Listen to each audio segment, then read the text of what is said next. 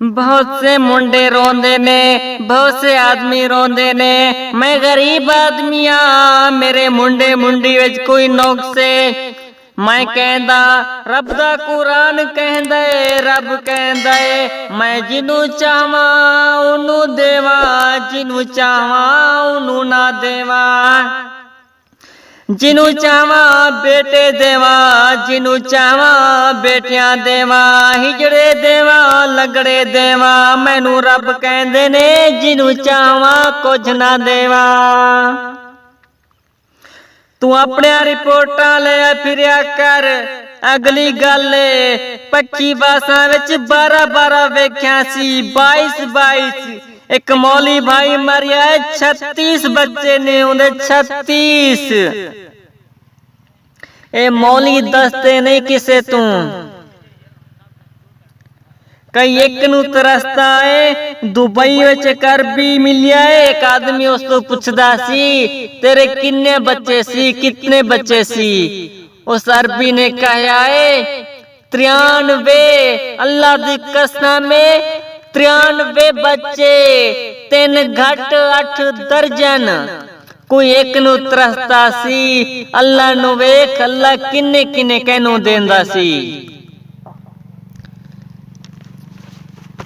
और पूछण वाले ने मजाक किस दिया और पूछ लिया, अरे आगे की इरादा सी तेरा, आगे की चाहता है। वो चाहता है जो अल्लाह चाहेगा 100 पूरा हो ही जावे। मैं कहना 93 लेके तू नहीं रजा, 100 हो जावे। अल्लाह दी देर कहंदा है अल्लाह नू मंगण दा वाल आवे, तैनू अल्लाह नू किवें मंगिया कर, तैनू वाल आवे। नबी पाक कहंदे ने झोली विच उड़ उड़ के जदू बच्चा मां दी गोद दे विच उड़ उड़ के जांदा है, उन्हों यकीन सी मां मैनू डिगण नहीं देना, तले नहीं डिगण देना। मैनू इंज यकीन होना चाहिए अल्लाह ते, अल्लाह मैनू कदी डिगण ही नहीं देना। अल्लाह कुरान विच कहंदा है हथ तले नहीं आने तेरे, मैं रामता पा देनी है तेरे कोल। तू मेरे तू मंगते वेख, मंगण दी नीयत बड़ा के वेख। तू मेरे तू इत्था मंगण दी नीयत तू बना, उथे मंगण वाला तैनू कहेगा मंग मेरे तू, मंग मंग मंग। जदू चिड़ी अपने बच्चे दे मुंह में चोग पांदिए, पांदिए पांदिए चोग पांदिए। तू ते इथे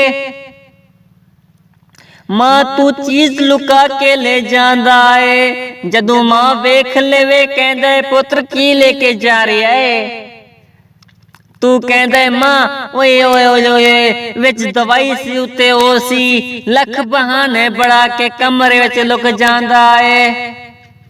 जदू मां देख दिए ते देख दिए पावे दियां हड्डियां, कढ़ाइयां, फल फ्रूट, कड़ी तितली हुई मछली, हाँ मिठाई दे हलवे, हाँ जी डिजी खां दा ना ले लेवा, काशिफ दी मिठाई, बर्गर पीस, वाइट चिकन, हाँ जी सच्ची गल है सियालकोट वालो, डिजी खां वालो, पाकिस्तान वालो।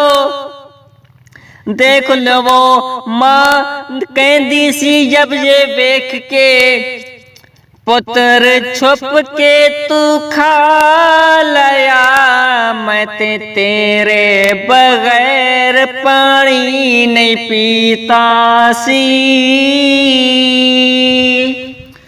जदू चिड़ी चोग पांदिए उते अरशां वाला रब कहंदा सी तू ही मां नू कुछ दे दिया कर।